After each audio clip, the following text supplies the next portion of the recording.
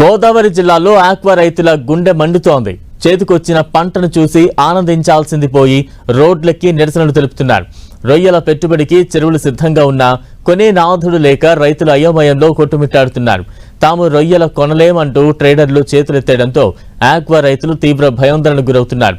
దేశానికి కోట్ల రూపాయల విదేశీ మారక ద్రవ్యాన్ని తెచ్చిపెడుతున్న తమపై ప్రభుత్వాలు ఇంత చిన్నచూపు చూడడం ఏంటంటూ రైతాంగం ఆవేదన వ్యక్తం చేస్తోంది. ఎక్స్పోర్టర్లు, ట్రేడర్లు, ఫీడ్ కంపెనీల యాజమాన్యాలు సిండికేట్ గా మారి పంట చేతికొచ్చే సమయంలో తమను నిలువునా ముంచుతున్నారని రైతులు ఆగ్రహం వ్యక్తం చేస్తున్నారు. రొయ్యలకు ప్రభుత్వం వెంటనే మద్దతు ధర ప్రకటించి తమను ఆదుకోవాలని ఆక్వా రైతులు డిమాండ్ చేస్తున్నారు. దీనికి సంబంధించిన మరిన్ని వివరాలు మా ప్రతినిధి శ్రీనివాస్ అందిస్తారు. ఉమ్మడి పశ్చిమ గోదావరి జిల్లా వ్యాప్తంగా కూడా ఆక్వా రైతుల పరిస్థితి కూడా ఈ రోజు రోజుకి దిగజారిపోతుందని చెప్పుకోవచ్చు. రాష్ట్రంలో ఉన్నటువంటి ఆక్వా తీసుకొచ్చేసారు సార్. ఇప్పుడు అసలు రైతు పరిస్థితి ఇది ఈ వాతావరణ ఒడిదుడుకు వల్ల తీవ్రమైన క్షోభ అనుభవిస్తున్నాం. రాత్రి వేళల్లో ఈ కరెంటు కోతలు, ఆక్సిజన్ లెవెల్స్ పడిపోవడం, ఇలాంటి టెన్షన్ లో మాకు ఈ రొయ్యల ధర విపరీతంగా పడిపోవడం అనేది తీవ్ర పరిణామంగా భావిస్తున్నాం. ఇప్పుడు చెరువు మొత్తం మీరు పట్టుబడి వచ్చింది, చూసుకున్నారు మొత్తం అంతా కూడా. ఇప్పుడు పట్టలేని పరిస్థితి అంటున్నారు. ఏం సార్ అంటే ఎన్నాళ్ళు మన దాయొచ్చి అలాగ పట్టుకోకుండా ఒకవేళ పడితే ఏంటి పరిస్థితి, ఏ మేరకు నష్టం కలుగుతుంది? 3 నెలలు, 95 రోజులు, 100 రోజులు పండుతుంది. 40 కౌంట్ రావాలండి.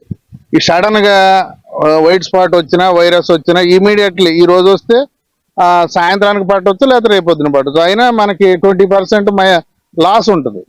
ఇలా ఇప్పుడు మనం ట్రేడర్ దగ్గరికి ఇలా చెరువు పట్టాలంటే ఇప్పుడు ఏం చేస్తున్నాడంటే బళ్ళు పెట్టట్లేదని చెప్తున్నాడు. ముందు మేము రేట్ అడగకుండానే కంపెనీ వాళ్ళు మాకు బళ్ళు పెట్టట్లేదు, 2 రోజుల ముందు చెప్తే బండి పెడుతున్నాడు అనేసరికి రైతు ఏం చేస్తున్నాడు, ఇక రేటు కూడా అడగట్లా.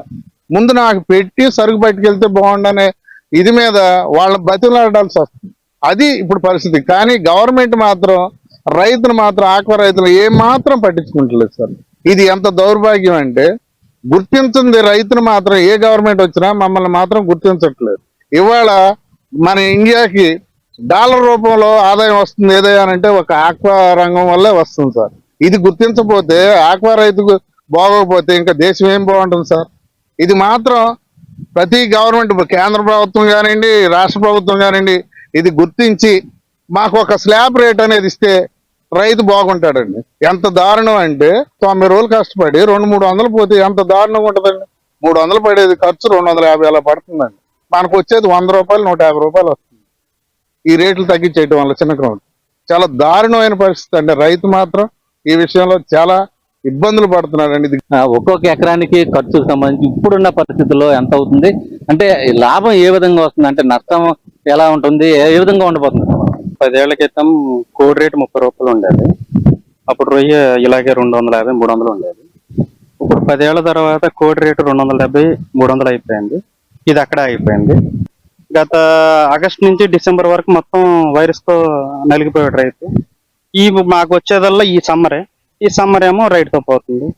ఆ విధంగా ప్రభుత్వాలు ఆదుకుంటే బాగుంటుంది. ప్రస్తుతం అన్ని రేట్లు పెరుగుతున్నాయి, కానీ రైతు పండించిన పంటకు మాత్రం, రొయ్యకు మాత్రం రేటు తగ్గడం చాలా ఆందోళనకరంగా ఉంది. పెరుగుతున్న ఖర్చులతో, అలాగే కనీసం లాభాలు రాకపోయినా నష్టాల ఊబిలో రైతు అంతా కూడా కూలిపోతున్న పరిస్థితులు ఉన్నాయి. ఈ నేపథ్యంలోనే ప్రభుత్వ నియంత్రణ ఆక్వా రంగంపై, అలాగే ఆక్వా ఉత్పత్తులపైన ప్రభుత్వ నియంత్రణ ఉండాల్సిన అవసరం ఉందని చెప్పి కూడా రైతులంతా కూడా డిమాండ్ చేస్తున్న పరిస్థితి. ఇప్పుడు ప్రసాద్ శ్రీనివాస్ టీవీ, ఉమ్మడి పశ్చిమ గోదావరి.